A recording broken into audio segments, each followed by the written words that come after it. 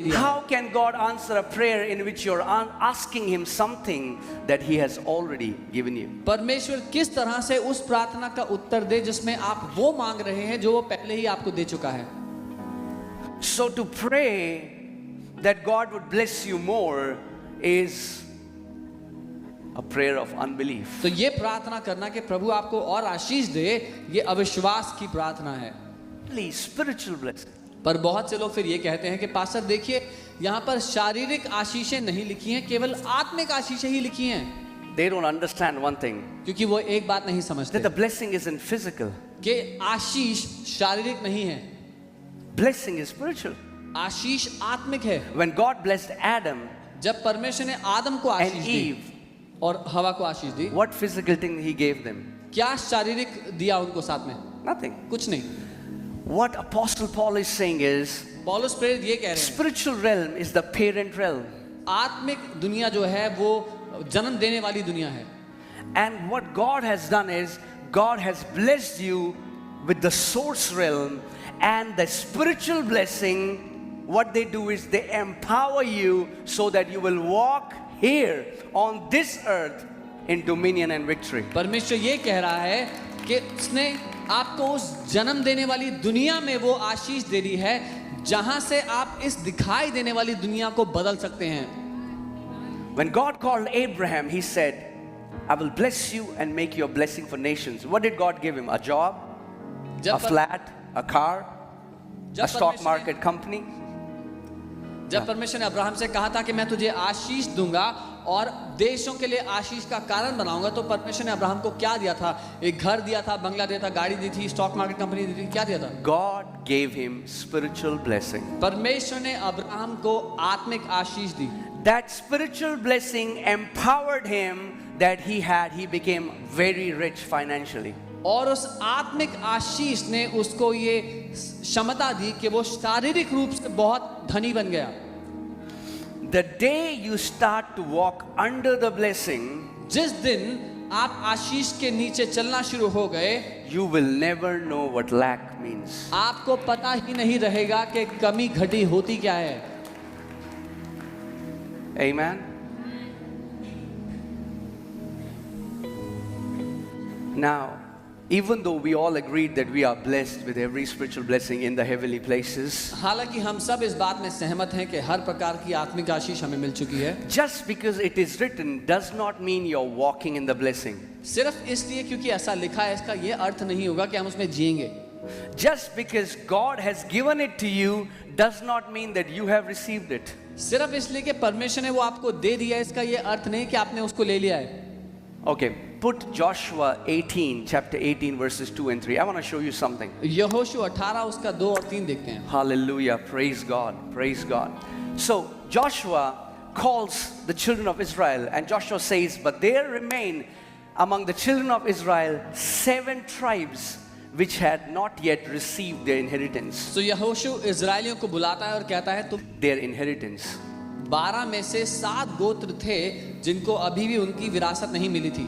The sad thing is there are many born again believers who have not received their inheritance in Christ. दुख की बात यह है कि बहुत से मसीह हैं जो उद्धार पाने के बावजूद मसीह में जो विरासत उनको दी गई है उसको नहीं लेते हैं. Let's see what Joshua says to the children of Israel. हम देखते हैं यहोशू क्या कहते हैं इजराइलियों Then से. Joshua said to the children of Israel, तब यहोशू ने इजराइलियों से कहा how long will you neglect to go कि कितनी देर तक तुम नजरअंदाज करते रहोगे and possess the land which the Lord God of your fathers will give you?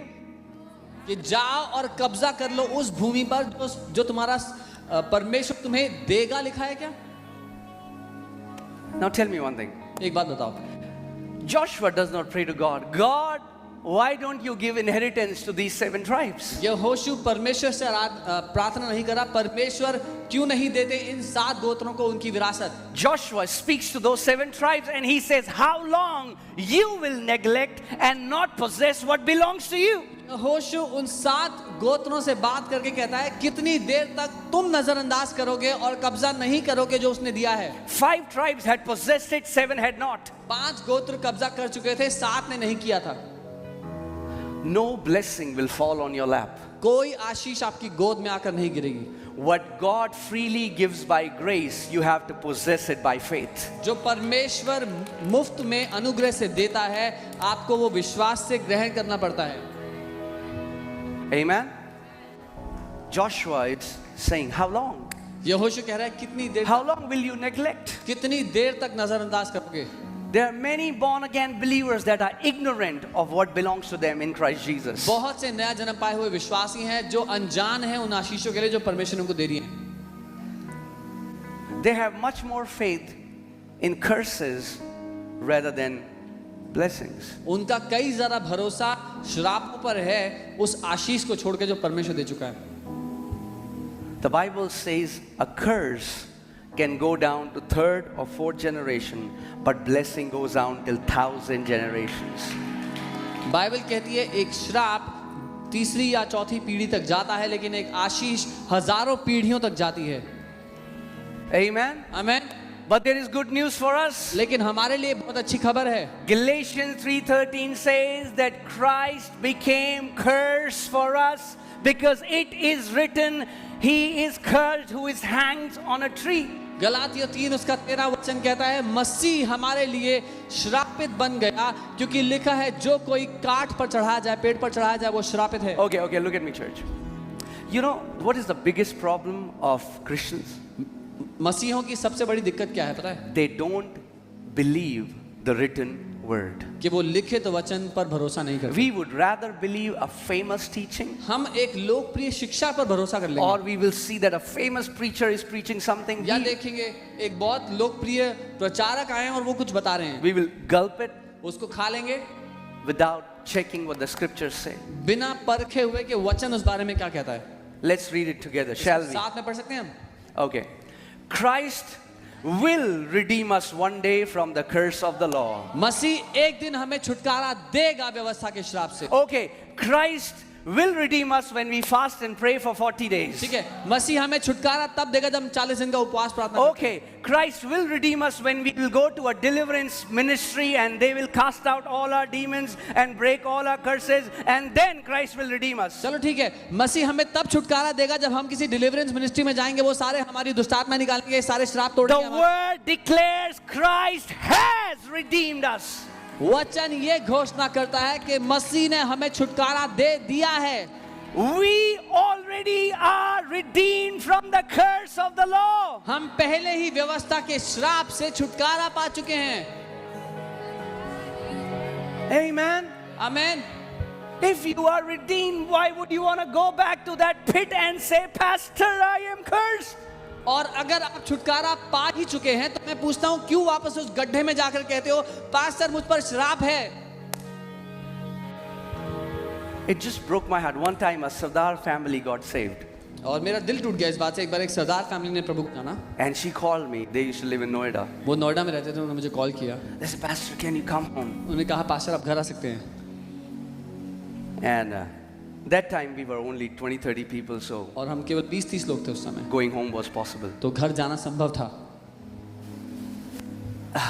And I went there, मैं वहां गया, and she said, would you उन्होंने कहा- break our curses? उन्होंने कहा आप हमारे श्राप तोड़ देंगे प्लीज, We are cursed. हम पे श्राप है।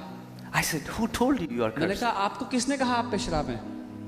She said, no, we know we are cursed. उन्होंने कहा नहीं हमें पता है हम पे श्राप है। She was confident that she is cursed. उनको बहुत भरोसा था इस बात पे कि उन पे श्राप है। Like there are many believers, they are sure that they are cursed. जैसे बहुत से विश्वासी हैं उनको पक्का भरोसा है उन पे श्राप है।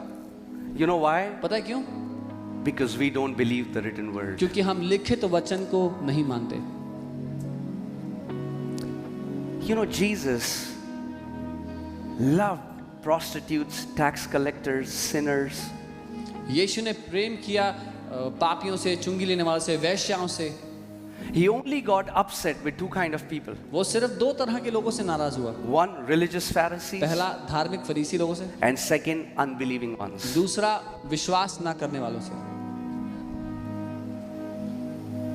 I pray today God will give you understanding and open your eyes to this truth that you already are blessed Amen. with every spiritual blessing in the heavenly places in Christ Jesus. मैं प्रार्थना करता हूँ कि परमेश्वर आपकी समझ को आज खोल दे ताकि आप भरोसा कर पाएं। 3:13, just put, गलातियों 3 उसका 13।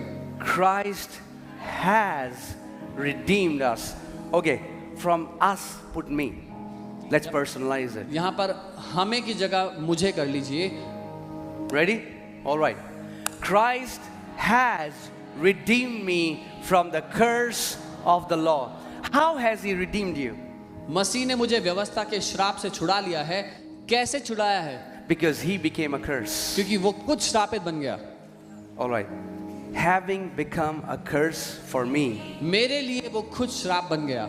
For it is written. क्योंकि ऐसा लिखा है. Isn't that amazing? क्या ये अद्भुत नहीं है? The Apostle Paul focuses so much on what is written. कि पौलुस प्रेरित जो लिखा है उस पर बहुत ध्यान देते हैं. For it is written. ऐसा लिखा है. Cursed is everyone हर कोई श्रापित है who hangs on a tree. जो काठ पर चढ़ाया जाता है. यीशु मेरे कारण श्रापित बन गया. मैं पहले ही श्राप से आजाद हो चुका हूं. Amen? Amen. Why did he redeem us from the curse? क्यों उसने हमें छुड़ाया श्राप से? Next scripture. अगली आयत. Hallelujah. Thank you, Lord Jesus.